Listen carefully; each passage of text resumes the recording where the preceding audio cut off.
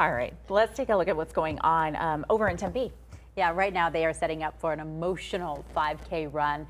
It is a tribute to Arizona's first responders. The Tunnel to Towers 5K run starts and ends at the Healing Fields. Yeah, that's a 9/11 tribute. It's thousands of American flags there. They've been doing this for several years now.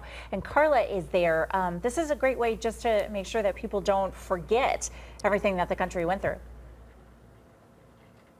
Yeah, and this is the very first year that the Tunnel to Towers Foundation is here at the Healing Fields. Last year it was held in Central Phoenix, and this year it was brought here. I'm joined this morning by John Harold, who tells me that he was honored to hear from the folks here in Tempe asking you to bring it here.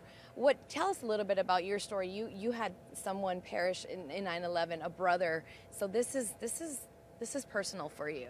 Yes, it is. On September 11th, my brother Gary Harold was in the South Tower of the 98th floor, and he was working for an insurance company, and unfortunately, he lost his life on September 11th. And when the Stephen Siller Tunnel to Towers Foundation reached out to me to be a volunteer race director, I've always felt this aching to try to do something to help, and this was a great opportunity to do something positive. And so now that I'm the race director, this is our second year, first year here at the Healing Field, and it's a phenomenal opportunity to, You gave me a quote earlier about serving in honor of those who have lost their lives. Can you repeat that to our viewers? Because I think it's very impacting, very emotional.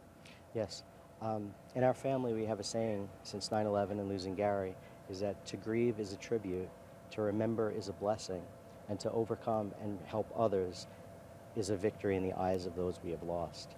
And that's how I feel the Tunnel to Towers Foundation is, because it's a great opportunity to help catastrophically injured veterans with the Building for America's Bravest program.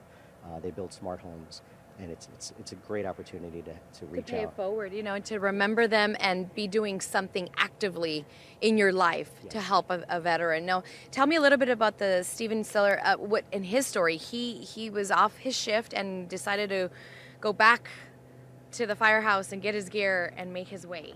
Yes, Stephen Siller was 34 years old. He was married, and he was a father of 5 children. He got off the night shift in FDNY and was headed home, heard about the towers, turned around, went back to his firehouse.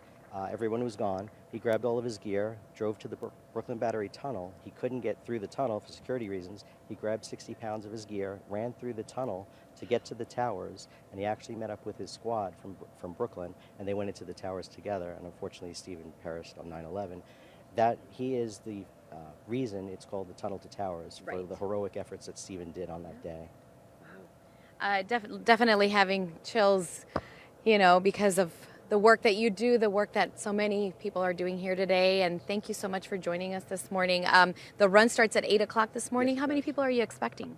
Hopefully we're expecting about 150, and this is our first year at the Healing Field, so we're going to build every year.